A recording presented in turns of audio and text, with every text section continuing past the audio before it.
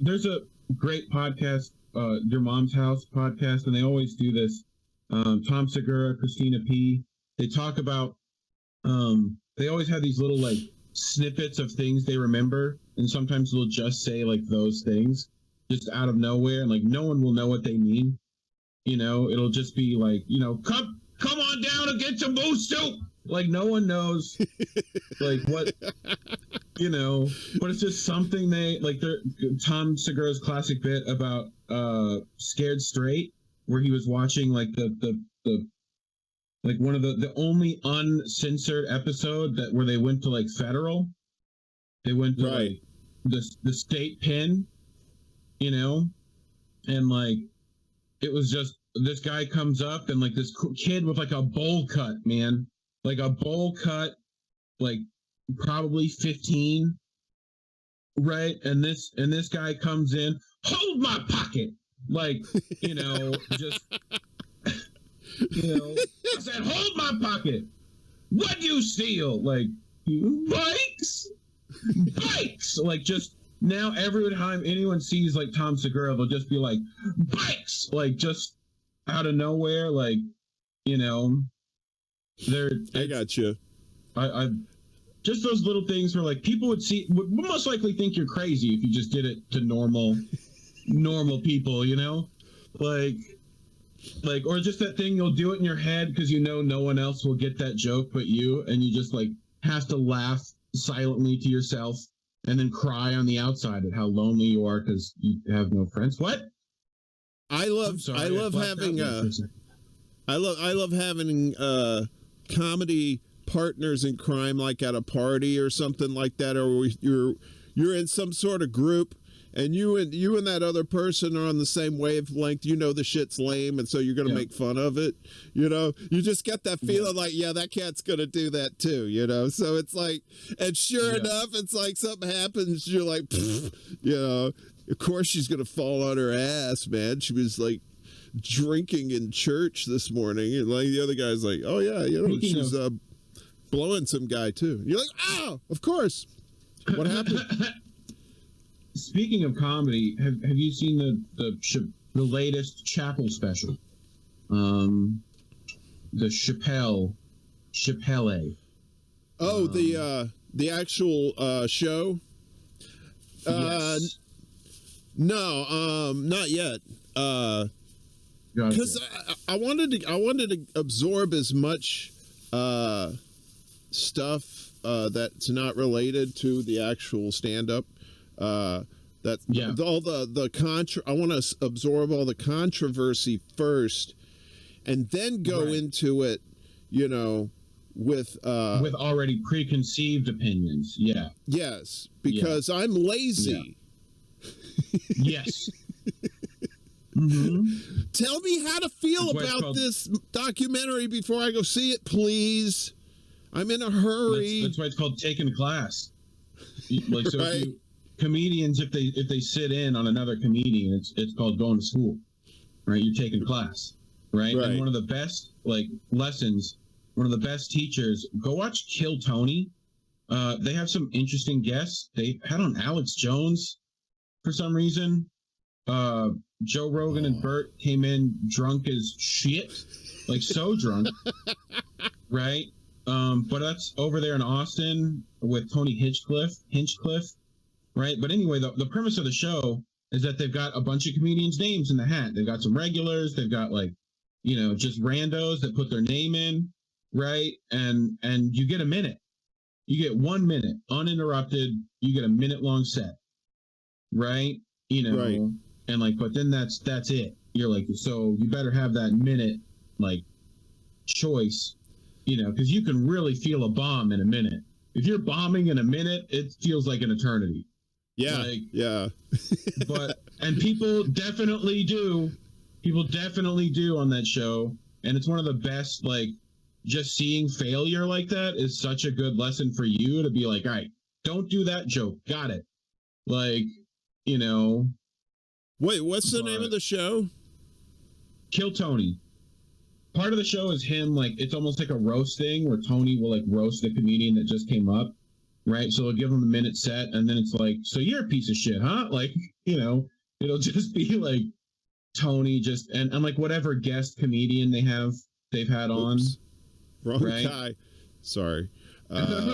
Johnny Cash eating cake in a bush hive. I mean, it was better. It's better than eating bush in a cake, right? I mean, maybe. I had that. I was gonna surprise you, but then I forgot. I put that shit up like 20 minutes ago.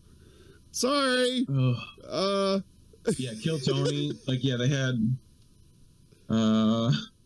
Wait a minute. Yeah, hang on a second. Okay, he's still there. Good. Yeah. Okay. Yeah, he's still there. Yep. All right. So yeah, it says live podcast taped in the main room of the world famous Comedy Store. It's now in Austin at the gas station or the gas company. Oh, they do this. They do this in the new place. Yeah, they Austin. Yeah. I was about to say because that comedy exodus situation thing.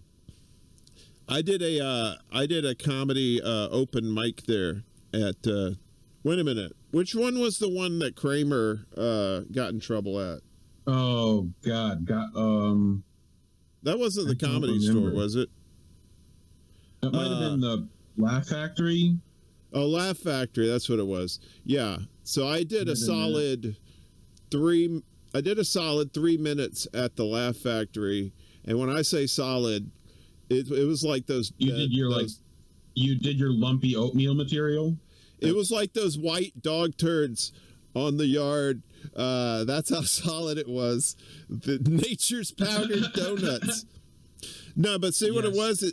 You go up there, you do your thing, and that's one of those that they're out on Hollywood Boulevard, like giving out free tickets to everybody. Hey, come see a free comedy show because they wanted people in there for these. Yeah. So to test out these guys. So I didn't have any solid material. It was just like, and I didn't really like the feel of the place, so I didn't get.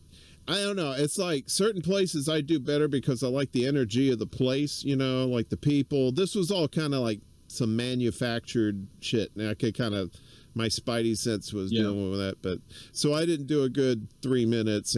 But they were very nice about it. You go see the club manager afterwards, and he tells you either you come back next week, and or come back in a month, and if they say come back in the month, then you're not ready. So, and he said you're not coming back in a month. You can just but he was, you could tell he was just like, look, you're not ready yet. Your stuff's not that good yet. So I was like, okay, cool, and I didn't go back, but I did end up with these guys out in Glendale. Right by LA, and me and another guy, we had worked together at Borders Books over on Sunset and Vine, and he did open mics too, but we ended up doing like a monthly show, me, him, and 3 other comics that he knew at this place called the Big Fish in Glendale, and they called it the Big Fish because there was this giant swordfish on the wall back there, but it was our thing. It was one of those where it's like every month, you just take turns being the host and everybody else does their comedy. Maybe you bring in some friends or whatever first, and so we'd all take turns being the headliner and all that stuff. So it was our thing, it was great. And I miss doing that. That was fun. And I've tried doing open mics here, but not the same. New York comedy is very like that's a big difference too. Like you look at open mics over in LA versus like what's in New York. Like all the comedians coming out of New York are very like there's a particular like feel you have to get doing those clubs, So like when it was Hedberg LA or New York? I think he was L.A. I feel like that's sure. Yeah, but like I know Now Chicago's got a pretty great comedy scene coming out of it too.